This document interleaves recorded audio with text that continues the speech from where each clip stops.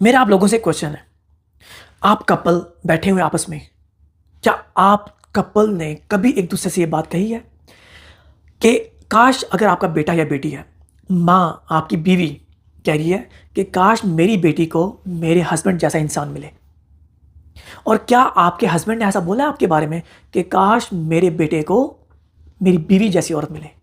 میں بہت گہری بات کر رہا ہوں، مطلب کہ اگر آپ میاں بیوی ایک دوسرے کے بارے میں ایسے گمان رکھ رہے ہیں تو آپ دنیا کے بیسٹ کپل ہیں۔ آپ کا کریکٹر، آپ کی لوائلٹی، آپ آپس میں ایک بہت ہیپی کپل ہیں اگر آپ لوگ یہ ورڈ یوز کر رہے ہیں اپنے بیٹا بیٹی کے لیے۔ ہمارے معاشرے کے اندر میرے خیال میں 5% بھی پاکستانی ایسے نہیں ہوں گے جو بولتے ہوں گے ایسا، 5%، میں بھی زیادہ بول گیا ہوں میں۔ ہمارے معاشرے کے اندر اتنا بگاڑ پیدا ہو گیا۔ اچھا، یہ بگاڑ کس وجہ سے پیدا ہو رہا ہے؟ موسٹلی جو بگاڑ کی وجہ بن رہی ہے وہ ہم مرد حضرات بن رہے ہیں، 70-80%، کیونکہ یہ معاشرہ مرد ڈومیننٹ ہے، عورتیں یہاں ڈومیننٹ نہیں ہیں۔ ایز اے مسلم ایک تو اسلامی معاشرہ بھی ہے اور مرد بھی ڈومیننٹ ہے۔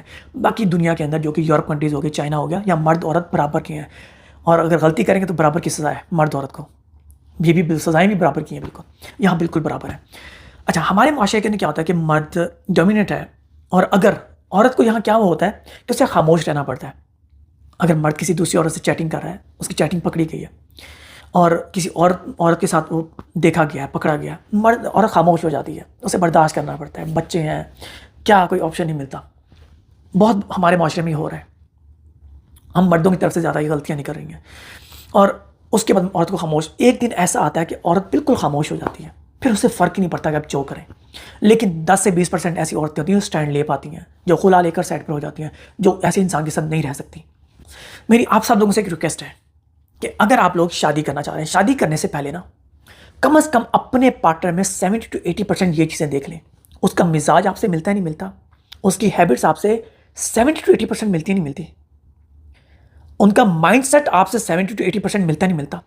اگر ایسا ہو جاتا ہے تو دین آپ ایک بہت بیسٹ کپل بنیں گے، اور اگر ایسا نہیں ہوتا، شادی سے پہلے آپ لوگوں کو نہیں پتا ہوتا ان چیزوں کا، تو بعد میں سارے مسئلے آپ لوگوں کے سامنے آنے ہوتے ہیں۔ آپ کا مزاج، آپ کی ہیبٹس، آپ کے آتے ہیں، یہ سب کچھ آپ بعد میں اگر ڈفرینٹ ہوتی ہیں، بہت چینج ہوتی ہیں، تو آپ کے لیے بہت سارے ایشوز کریٹ کرتے ہیں۔